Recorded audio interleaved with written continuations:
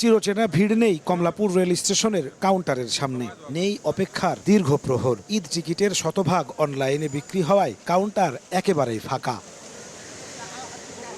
আগাম টিকিট বিক্রির প্রথম দিন রবিবার সকালে বিক্রি শুরু হয় পশ্চিমাঞ্চলের ১৯টি ট্রেনের ১৫,৫০০ টিকিট। সকাল ৮টা থেকে শুরু হয় ভার্চুয়াল যুদ্ধ।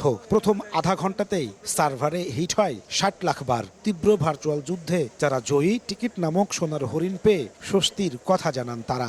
আমি অনলাইনে ঈদের টিকিট পাইছি, অনেক খুশি, মানে বাড়ি যাব এই জন্য অনেক খুশি লাগতেছে। অনেক কষ্ট হয়েছে অনলাইনে টিকিট কাটতে, কিন্তু অবশেষে আমি পাইছি টিকিট। তবে অনলাইনে টিকিট কাটতে না পারায় কাউন্টারের লাইনে এসে দাঁড়ান অনেকেই।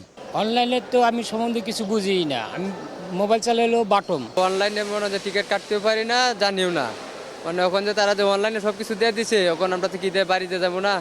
এদিন পূর্বাঞ্চলের ৪২টি ট্রেনের ৩২,০০০ টিকিট বিক্রি হয়। অনলাইন বিড়ম্বনার কথা তুলে ধরেন যাত্রীরা।